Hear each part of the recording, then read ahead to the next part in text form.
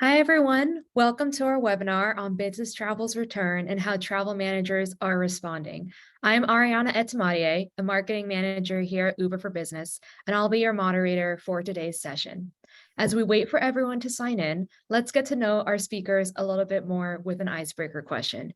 Terrence, Mark, what is your favorite way to travel? Terrence, let's start with you. All right, thanks, Ariana. I think car is the most popular because it's efficient, tends to be most hassle-free and more appropriately priced.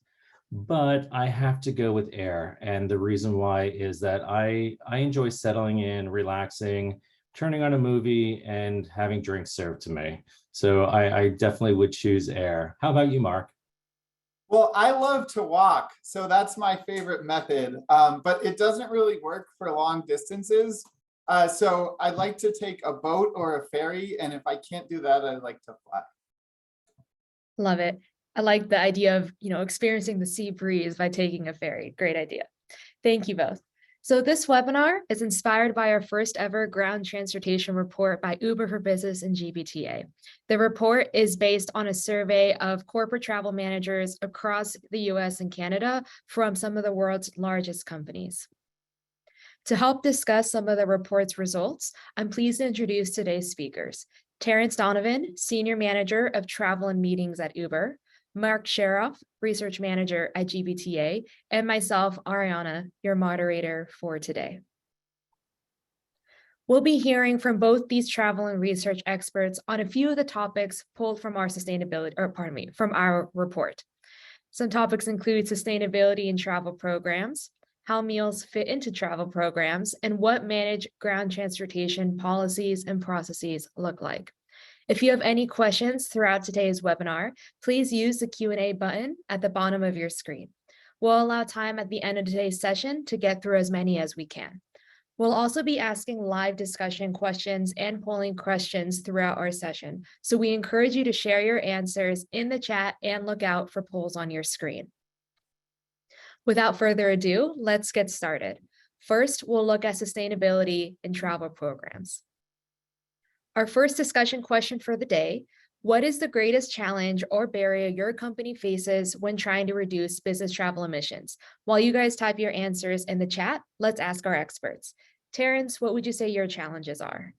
Sure. So this is an area where we're currently exploring at Uber in our program. There are policy components that we're looking at, for example, rail over flight or changing cabin class. But I would say the most challenging part is when we take a look at offsets to align with our company goals. Currently, there's no governing body owning carbon emissions offsets to direct us.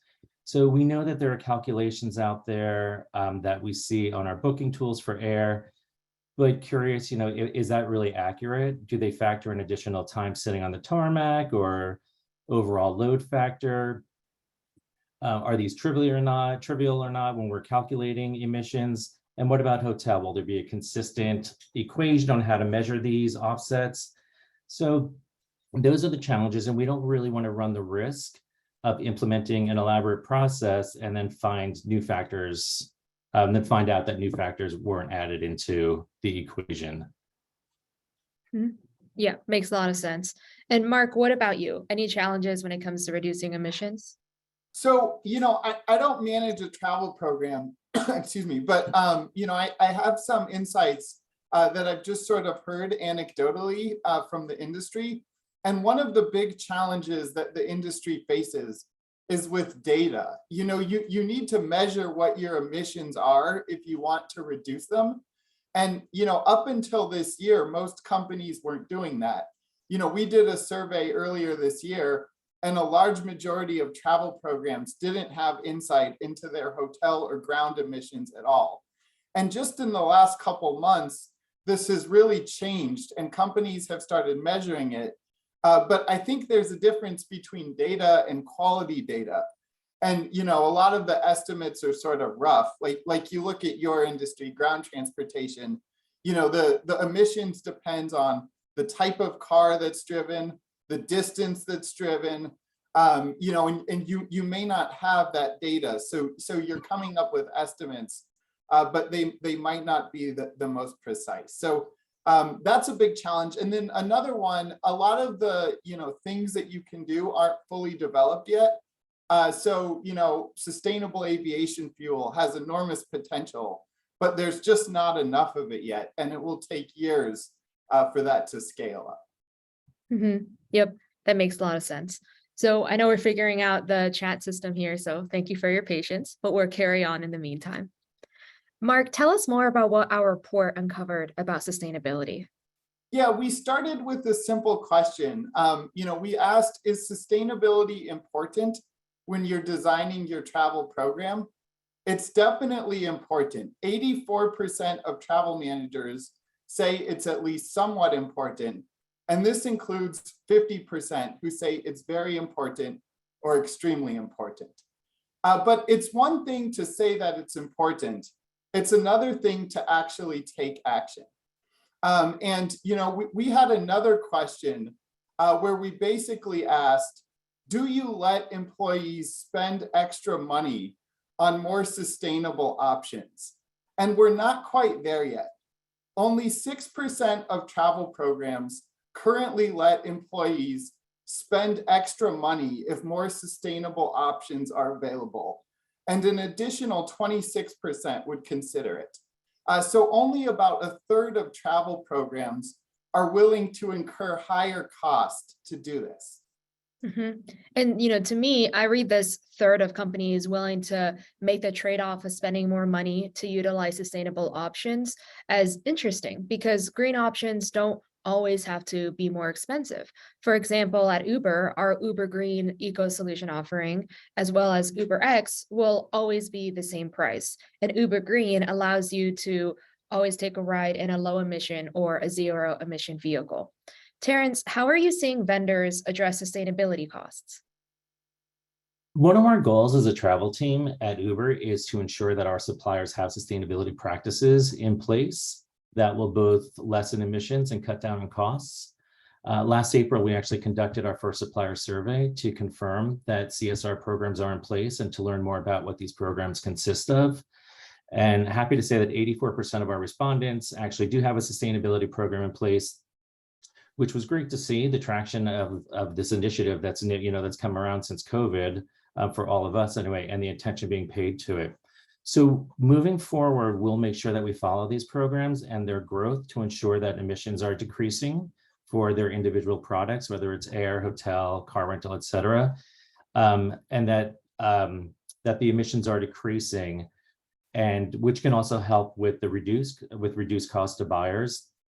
So for hotels, this means less food waste, conserving water and electricity, and removing plastics, amongst other initiatives. For air, it's also food, plastics, but primarily fuel. We need to move toward higher SAF levels per flight, and we're seeing that's happening.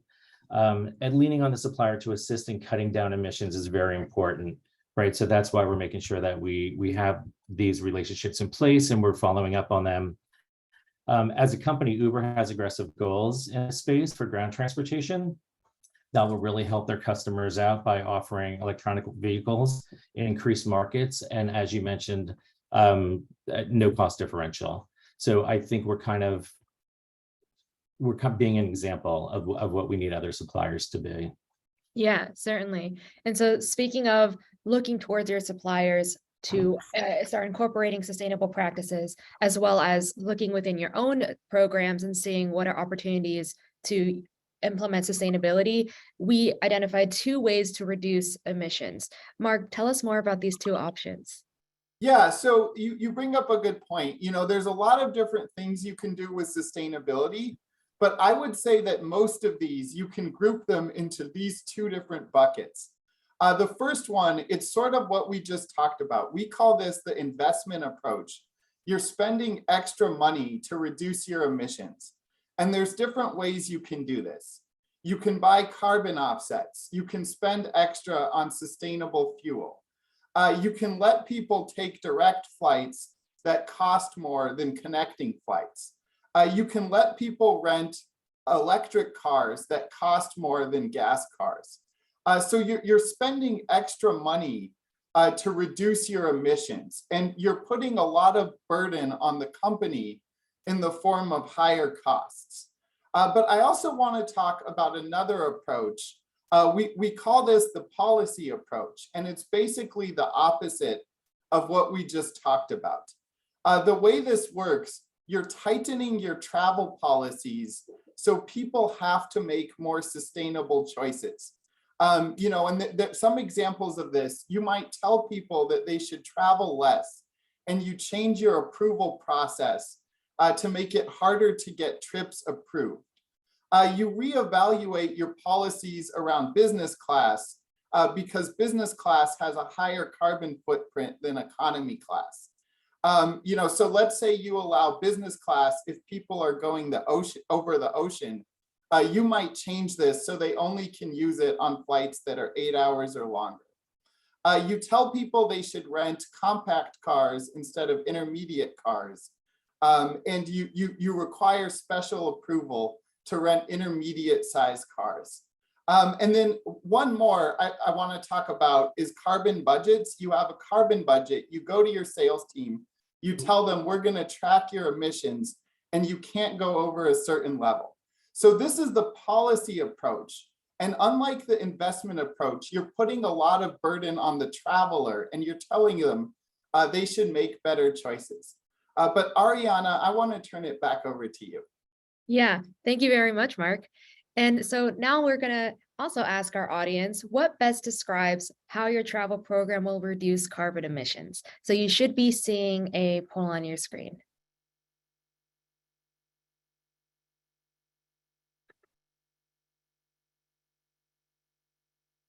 Yeah, and I think on the bottom of the screen, where it says polls, if you just click that, it will pop up. Great. Cool. It's really interesting seeing how this is going. Okay, so we see 51% are using a combination of both investment and policy. But second option, we don't expect to meaningfully reduce business travel emissions. Okay. And then Terrence, as a travel manager for Uber, what do you think about these two approaches while we get these answers in? So I think both approaches are great, right? I mean, things that we need to do. I think most companies that have carbon goals will probably deploy both approaches moving forward. We'll use policy changes and attempt to lower the amount of emissions being used for our corporate bookings, our corporate business travel. But policy alone will never bring us to neutral or negative, unless, of course, you decide to cut out business travel for your company, which I don't think most would be willing to do. Obviously, we'll expect our users at Uber to use our electronic vehicles, which again, the company's made significant commitments in this area, which is amazing again. But for air and hotel, we'll need to rely on our suppliers to keep emissions as low as possible to control spend that we're going to have to pay for these offsets. So I definitely think that there's going to be a combination, which seems to be the most popular answer right now, as I just popped up on my screen. So that's where I'm at. Yeah, it's great to see that a lot of our audience is concurring with your thoughts. Thank you very much, everyone, for your participation. Okay, so beyond getting from point A to point B, how do travel programs manage another necessity when we're on the road? Food. Mark, what does the data tell us here? Yeah, so let's start with travel policies. How do travel policies address meals? And they do this in different ways. 28% have general guidelines, but they don't have spending limits or per diems. And a lot of times they just tell you that you're supposed to be reasonable. So you can go out and have dinner, but you're supposed to be reasonable. But they give travelers a lot of freedom to decide what this means. 17% have actual per diems. And the way we define this, these are actual per diems that you fully pay out. So you pay the same amount regardless of what travelers actually spend. So let's say your per diem is $75 a day for dinner, but a traveler spends $50. You still pay them $75. So these are like traditional per diems. 17% of US and Canada travel programs have this. And then the last one, we call this spending limits. And these are similar to per diems because you tell people what they can spend, but you reimburse the meals at actual cost up to this amount. So let's say your spending limit is $75 for meals, but someone spends $50. You only reimburse them $50. And this is the most common approach in the US and Canada. 46% of travel programs do it this way.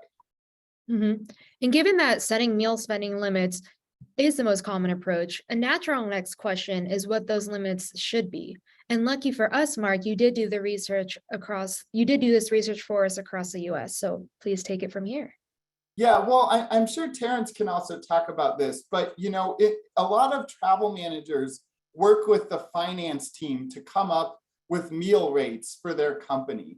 And there's different resources that can help you with this. If you're in the US, a lot of travel managers use the Gsa Rates as a starting point. The GSA is a government agency, and they come up with the Per Diems for the federal government. But this isn't the only resource. Another really great resource is the Business Travel News Corporate Travel Index.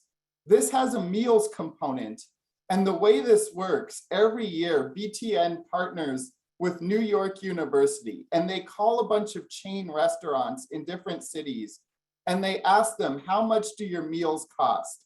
And they use this to come up with meal rates that travel programs can use. So this is and these rates are more generous than the Gsa Rates.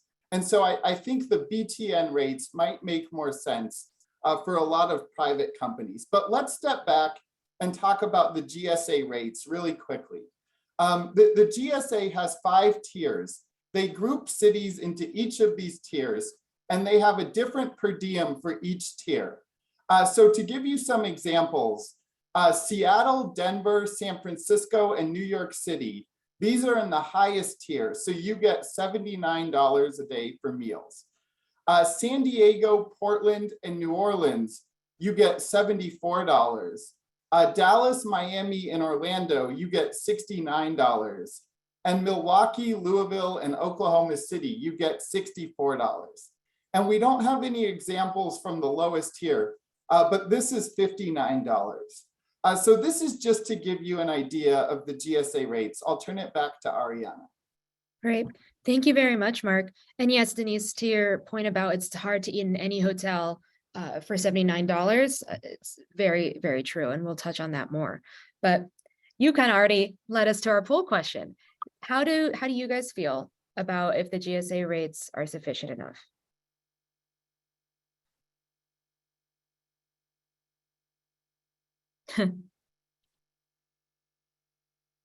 Yeah, unsurprisingly, a very strong no, and I think we concur.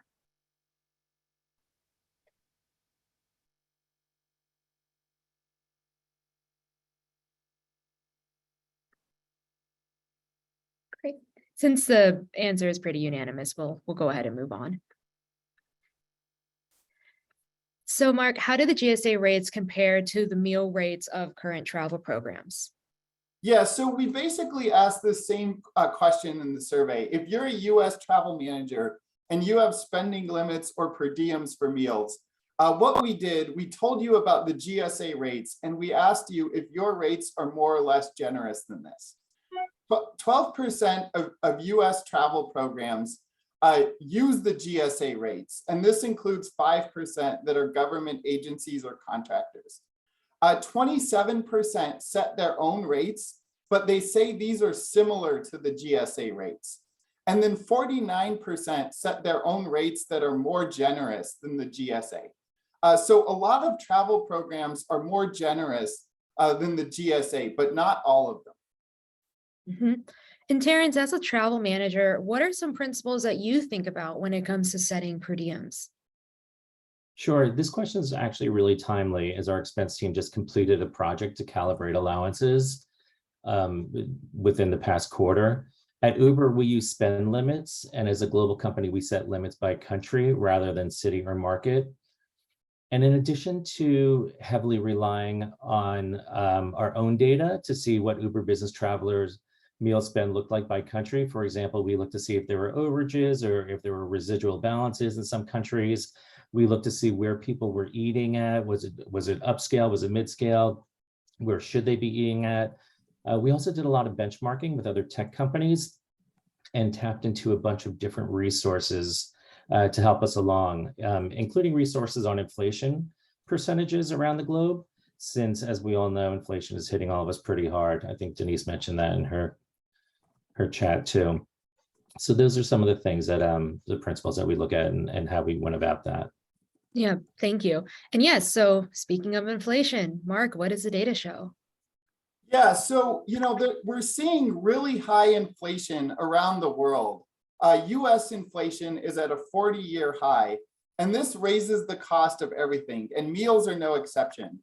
If you're in the US, the National Restaurant Association, they track this, and they say that menu prices rose 7.6% in July from a year earlier, but it was even higher. It was 8.9% at full service restaurants. And I think these are the sit down restaurants that a lot of business travelers go to. So it's sort of an interesting question if meal rates have kept up with this.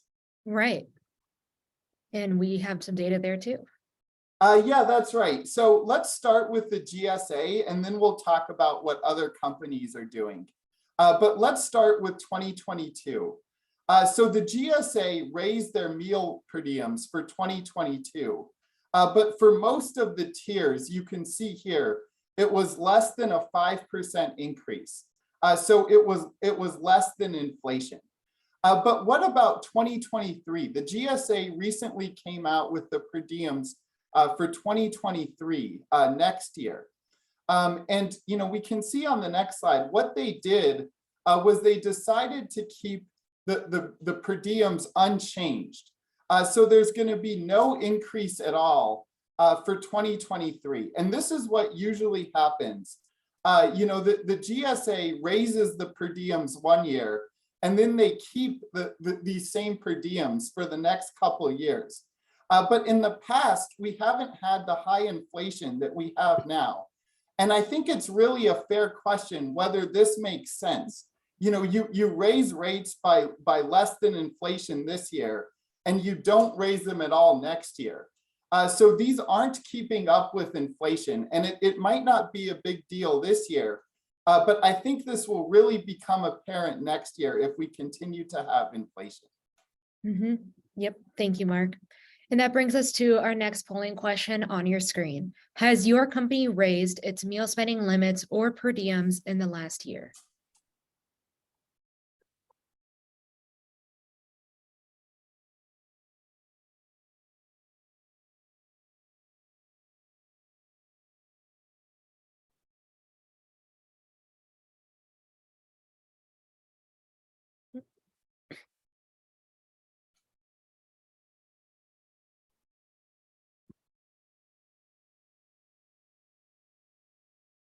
Okay, about a few more seconds, but it looks like, yeah, no, 63% of people say no.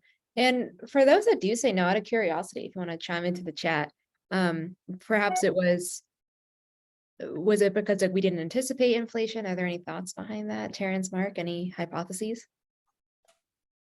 Yeah, I mean, I think a lot of companies do it like every couple years. So like every 3 to 5 years, they review it. So it might be that, or they might just feel that their rates are still generous enough. Like if you're giving people $100 a day, you might feel that's still enough despite inflation.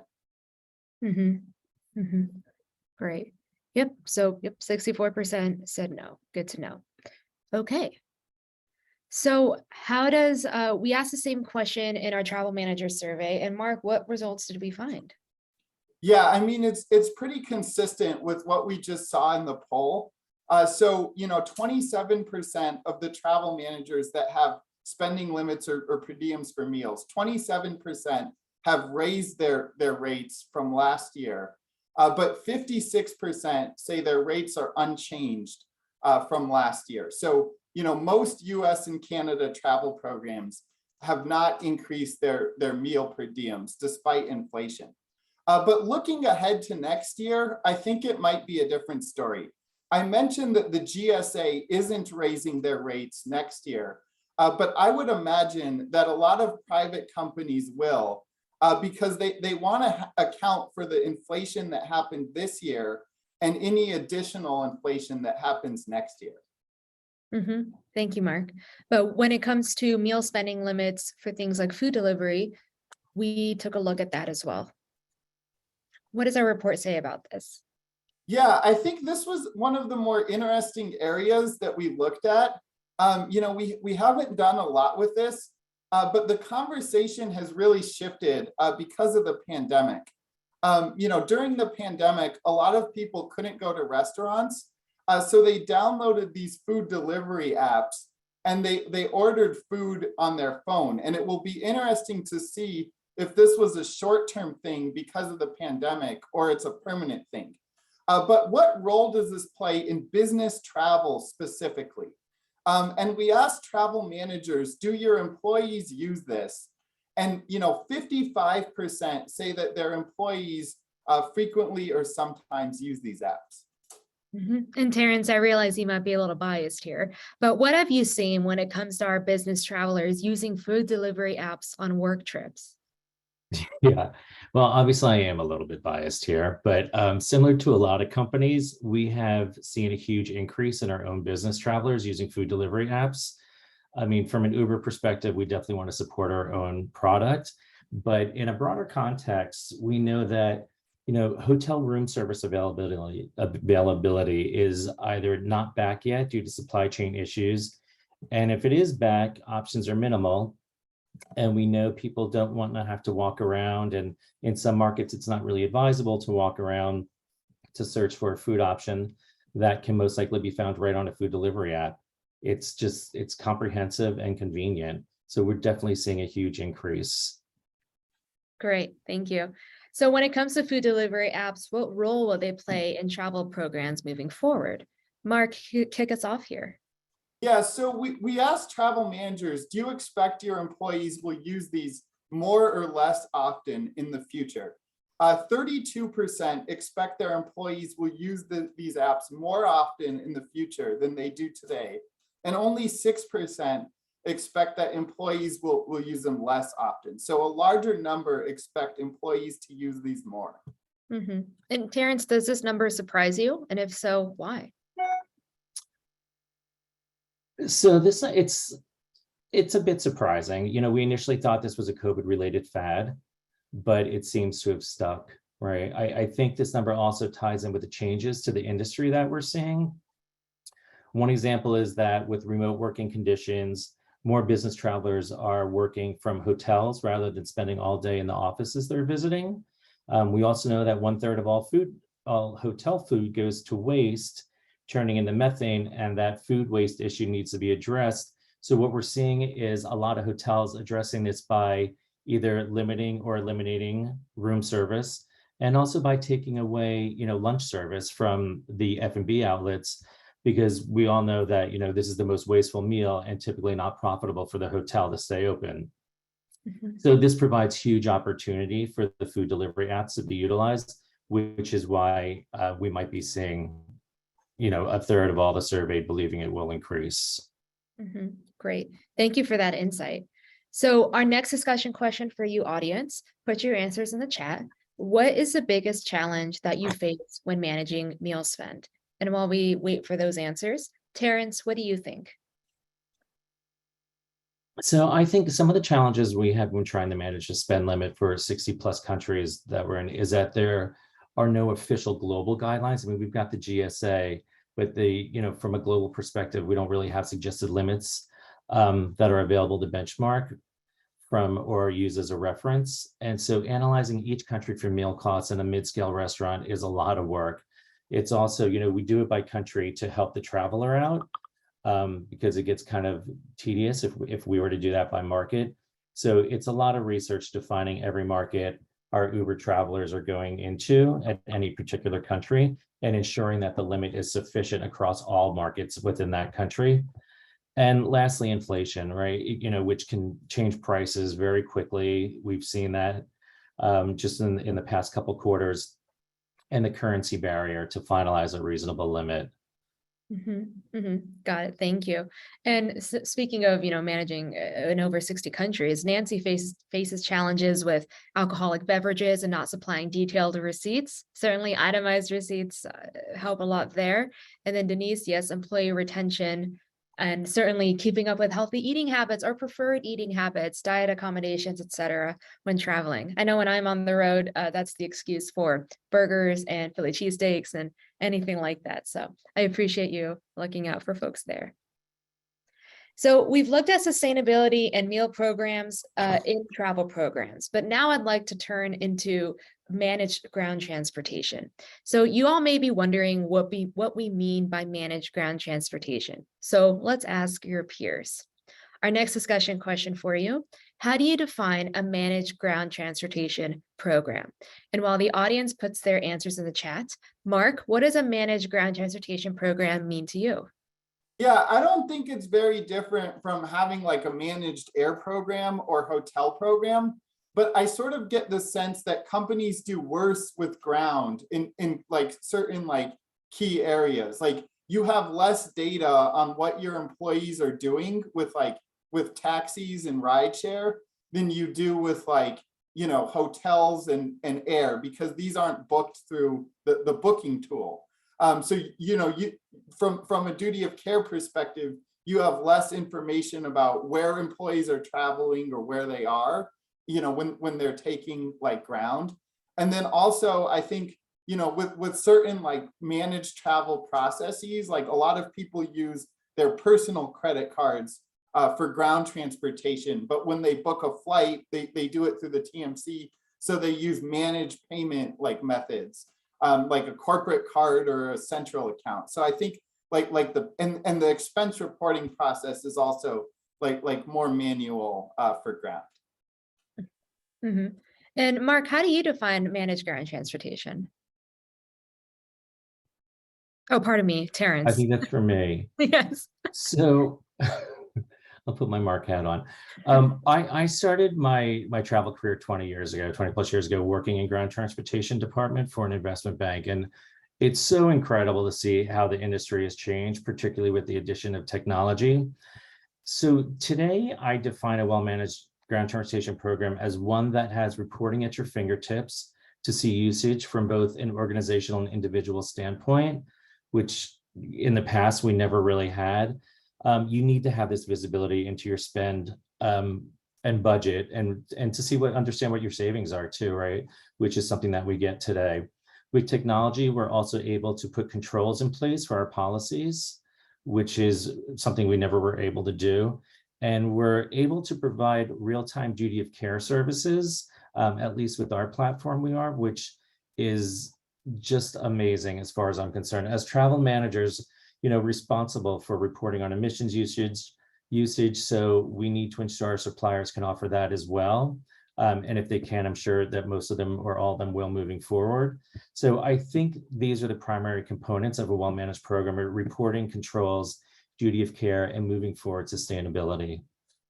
Yeah, and it's interesting because, Nancy and Andre, you both mentioned preferred partners, preferred providers, and then Adelia certainly having contracts with your set transportation companies. And it's through those contracts where, Andre, to your point, you could potentially work in fixed rates, or to Terrence's and Mark's points, you are able to exercise more duty of care and you're able to get detailed reporting and set custom parameters for your programs. So there's a lot of, I think, sometimes hidden benefits that people don't realize when it comes to managed ground transportation. So we also asked this question in our ground transportation report. And Mark, tell us more about this. Yeah, so we looked a lot at travel policies, what policies allow and what business travelers use. And we asked about 10 different modes of transportation, but we're only going to talk about the big three today: rental cars, rideshare apps, and taxis. These are widely allowed. 87% of travel managers say their policy always allows rental cars, 78% always allow taxis, and 73% always allow rideshare apps. But then there's others that sometimes allow these. And you factor those in, and virtually all travel policies at least sometimes allow these. But then we look at what business travelers use. And 82% say that their employees frequently use rental cars. 70% say employees frequently use rideshare apps, and 48% say employees frequently use taxis. So rental cars are still at the top of the list when it comes to what business travelers use. But rideshare apps are right at their tail, and a lot of travel managers say their employees frequently use rideshare apps. And Terrence, as a travel manager, are any of these stats surprising to you? Yeah, again, I guess I'm a little biased here. I was a little surprised at first to see rideshare apps behind rental car, even if only by 4% from the frequently plus sometimes bucket. But I definitely understand the different needs of each. And also perhaps like it comes down to availability or market presence for the rideshare apps, which definitely will have an impact on these figures. I'd definitely be interested to see how these numbers trend in the next few years. My assumption is that rideshare will surpass rental car. It would also be interesting to see more information about location of usage for these. For example, are the rideshare apps more frequently used in urban areas? So would they be on top, whereas rental car is more utilized in rural areas where there might not be, again, a presence. So this is definitely an interesting slide to me. Great. Thank you very much for your insight. So we also incorporated insights from a 2018 Gbta study. Mark, tell us more about this pre-pandemic study. Yeah, so we had a survey of travel managers. We did this 4 years ago. These are US travel managers, and we had a few questions about rideshare. And what we found was that rideshare apps were widely allowed, but they weren't really managed. So 89% of US travel programs allowed rideshare back in 2018. But only 18% had a formal relationship with a rideshare company, where they were using like Uber for Business or Lyft Business. So a lot of companies were using rideshare, but they weren't managing it per se. Interesting. So audience, let's turn this over to you. Does your travel program have preferred relationships with other travel vendors beyond rideshare? And it will be a poll on your screen or a poll at the bottom of your Zoom.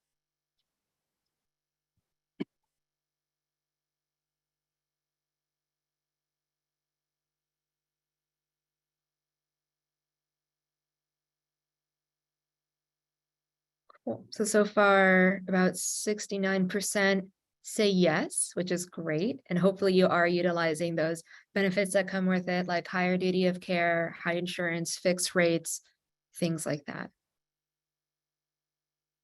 71%. And then for the 10% that aren't sure, I'm curious if you might want to chime in as to why you're not sure, or those that say no.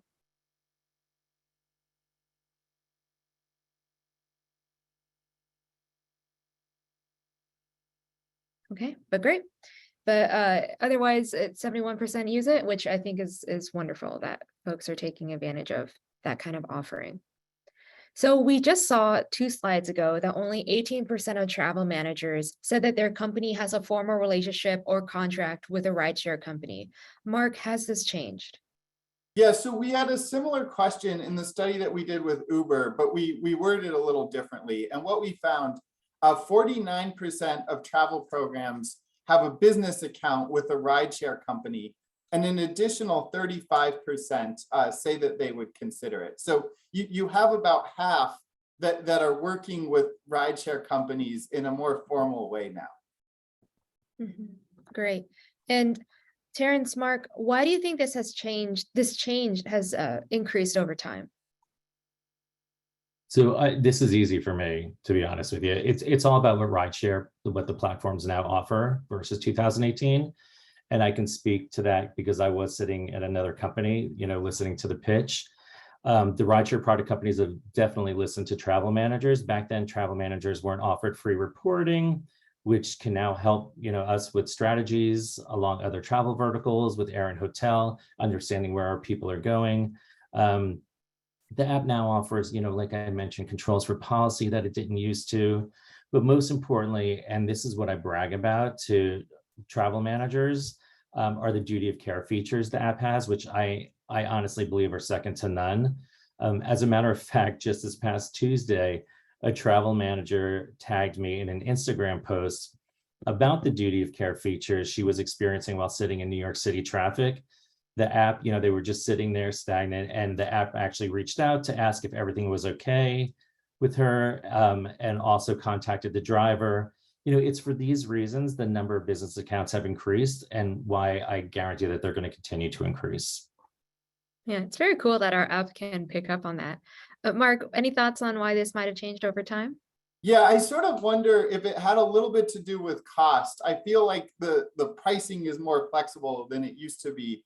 And if you don't need a lot of customization, a lot of companies are getting this for free now, when it wasn't really offered that way in the past. Yep, very true, very true. So we also asked a similar question in our survey to travel managers. And Mark, what did the results uncover? Yeah, we just looked at different features of, having a business account and which are important. And, I just want to run through a couple of these. 76% of travel managers say that reporting is an important feature. So if you have a business account, you have dashboarding, and it tells you how much are you spending on this, who's spending money, what departments or teams, how far people are traveling, what they're using, whether it's like normal cars, luxury cars, like scooters or bicycles. So 76% say this is important. 69% say that expense integration is important. So having rides automatically import to expense tools that can save time when doing expense reports. And then 62% say that being able to customize it to apply your policies, that's an important feature. Interesting. Terrence, is there anything about these features that stand out to you? Yeah, we talked about safety, duty of care. We've talked about reporting, so no surprise that they're leading the pack. It's good to see the integration with Concur is high up there as well, and the policy piece. Those are big value adds. I would have thought that global access would be higher. I no more asking how much a ride should cost from an airport to where you get, where you're going to before you get in, or worry about getting local currency before you get in or into a cab at an airport, or wondering if the driver's taking the most direct route to where you're going. Those are all these, things that we always used to have to worry about. And now the experience of using an app has taken that anxiety away from the business traveler, which makes their trip, more seamless and comfortable, which is kind of where we're going to now. So I think that's 60%. I'm surprised that's not higher. Yeah, definitely interesting to see what the results were here. But like you said, nothing too surprising, except for maybe the global access. Okay, so that brings us to the end of our session. So some key takeaways for you all to walk away with. Sustainability is important to travel programs, but only 28% formally track their ground transportation related sustainability initiatives. Business travelers frequently use rideshare apps, and half of travel programs have a business account with a rideshare company, while an additional 1/3 would consider having one. And lastly, meal costs are rising from inflation, but only 29% of travel programs have increased their rates from last year. If you'd like to download the full report, please visit businesses.uber.com/Gbta-ground-transportation-report. I'll also put this link in the chat. Now on to Q&A. So as a reminder, please use the Q&A button at the bottom of your screen to submit your questions. We'll get through as many as we can. To kick us off, I saw this come in earlier in the chat. With business travel's return, what teams or roles have been traveling the most? Terrence, let's start with you. Sure. So it's mine's like a two-pronged response. So from just individual transient travel, we're really seeing sales moving around a lot. Business development is moving around a lot. Marketing, comms, and technology.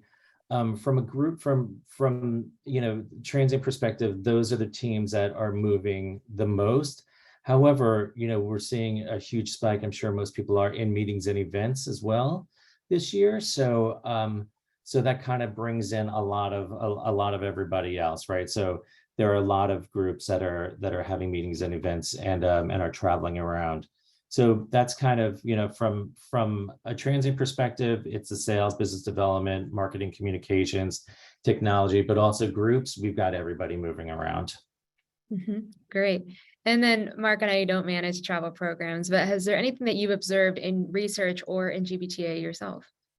Well, yeah, just from like reading about the industry, and this is less about which teams, but more about like which types of companies.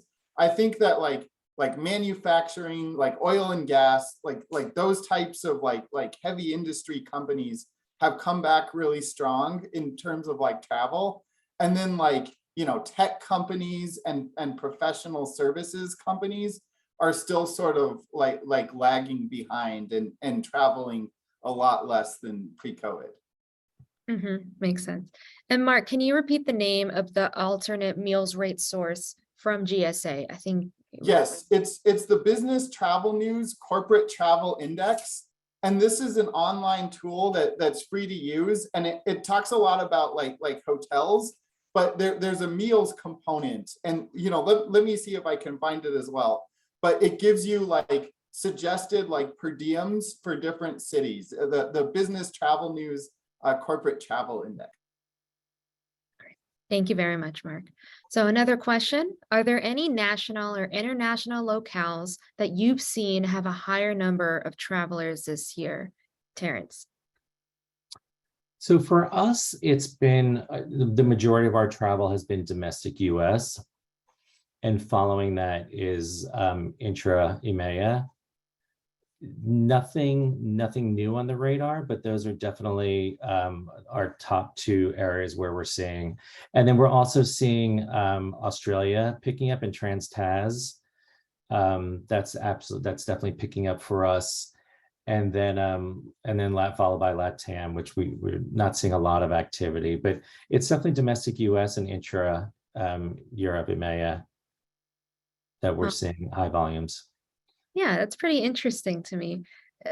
Mark, similarly, is there any research that is also showing any national, international locales that travelers are often visiting this year?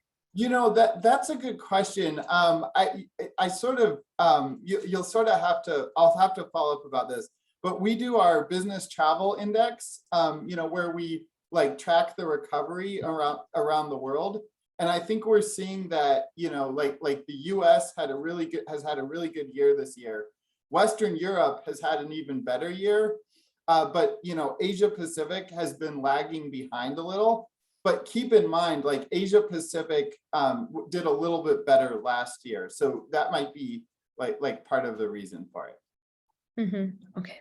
And also, you might want to check out the Gbta CWT pricing forecast. This tells you like anticipated travel prices by cities and can be like a useful resource for travel managers that are thinking about like the specific markets that they travel to. Thank you, Mark. So another question that relates to sustainability. What are some ways that you're measuring sustainability in your travel program? Terrence. Sure. So we had a few goals set for ourselves for 2022 with regards to sustainability. One of them is that we wanted to do the survey that I mentioned previously that we kicked off in April to ensure that at least a certain percentage of our suppliers had a program in place. And we'll continue that to make sure that we get to 100 at some point. Another one of our goals that we had this year is that we wanted to make sure that we are aligning with the other sustainability teams for the company. We've got a global sustainability team, and then we've also got a workplace sustainability team. So we wanted to make sure that we were all on the same page and working together on everything. And then finally, we wanted to make sure that one of the things that we were doing for our business travelers was communicating and educating them. And so we are hosting sustainability sessions to give them better understanding of, what to look at in the booking tool, what some of the better practices are, before we potentially turn them into policy. Or we'll be launching a sustainability team page as just a source of information for all of our travelers. Awesome. That's great. And, you know, a shameless plug, we're also doing a webinar at Uber for Business for how to measure sustainability in your travel program. That will be in September 29th. I'll email everyone here information about it, and we hope to see you there. Mark, similar question for you. What are some ways that you've seen, perhaps in the research or anecdotally, of ways that folks are measuring sustainability in their travel programs? Yeah, so that's a good question. I mean, I mentioned that we did a study where we asked about this, and we found at the beginning of the year, you know, travel programs were doing a pretty good job measuring like air emissions, but not so much like hotel and ground. But I think that's changed because there's more like carbon calculators that are starting to like integrate with like booking tools that you can like choose to add to your program. So that's one thing that's changed. And then I can just speak to Gbta. You know, most of our emissions comes from the events that we hold, like our annual conference. And we've started measuring, you know, all of the emissions of convention, not just like putting on the event, but we're estimating like the emissions from people traveling to convention, you know, like based on where people live. So we're measuring this, and then we're like setting goals to help reduce it. Awesome. Awesome. Thank you very much for sharing. Okay, Terrence, how do you maintain a good working relationship with travel service providers? Yeah, that's a good question. I think the key is transparency, right, of your goals and objectives. And I think when you share that with them, and you're working towards a common goal, and then you achieve that, it automatically strengthens that relationship. I mean, obviously, we need to make sure that our relationships are mutually beneficial, and that things are working right. But I honestly think it's that transparency and just being able to share and working together is what really creates a good bond between buyer and supplier, and creates a partnership. Awesome. Thank you very much. Okay, and then another question for you, Terrence. What are some of the successes that you have reached as a corporate travel manager? So that's a good question too. I guess, patting myself on the back, previously or historically, it probably would have been my negotiating skills and making sure that, I'm doing what I need to do for the company in regards to cost savings, avoidances, making sure that we've got everything we need for our travelers. I think moving forward now, I'm more focused on the traveler experience and making sure that we've got the tools and the technology that we need, the guidance to help with their experience, to make sure that it's as seamless as possible. I think that's what's really important nowadays, is to just make sure that we're taking care of the traveler. I mean, we're still looking after the company, but we realize with everything going on nowadays that it's just extremely important to make sure that our travelers are comfortable and they have a seamless experience when they're going out on the road and doing business for the company. So I think that's kind of where I would put myself as far as like what my successes are, is making sure that, it's either negotiating or a seamless experience as much as possible. Yeah, and it's good insight into what are the skills that a global organization like Uber would look for in a travel manager, especially like you said earlier, when you're managing travelers in over 60 global countries. That's certainly no easy feat. Okay, well, if nobody else has any other questions, I'll bring this webinar to a conclusion. Oh, but it looks like we do have another question. Okay, do you see any differences in terms of how some cohorts, Gen X, Gen Z, etc., might use more frequently for ground transportation while on business travel compared to other cohorts? So certain generations that use rideshare more than other generations. Any observations for that, you both? That's a good question. We haven't actually done any studies or looked into this at all, but my assumption would be that the younger generation would be more attuned to it, just because they're more savvy in that area. However, when you look at our company, like everybody's using it, right? It doesn't matter what generation you are. So I'm hoping that's the same for all, but that would just be my first thought. Mark, what do you think? Yeah, I don't know. That I sort of expect the same thing that you would. And again, I think it really depends on like the city. It's like, in New York City, no one drives. And in like certain suburbs, everyone drives. So I think, I think that's a good point. I think, probably all generations use both, but I don't know if it's like different rates. Interesting. I know it is an interesting question. I mean, I wonder if folks nowadays are more inclined to use rideshare because, 10, 15 years ago, this was a disruptor in the industry, and it wasn't something, that we thought of. I also think it's quite funny, this idea that we essentially go into essentially a stranger's car and receive rides, but it works because then usually they're locals. And I know in my case, with my business travels, I'll ask them, what are good places to go eat around here, places to go see. And it's wonderful to get that local firsthand information and possibly extend my trip for a little leisure and do that afterwards. It's Okay. your own personal concierge. Yeah, kind of, which is awesome, especially right when you come off a flight, which is really Right.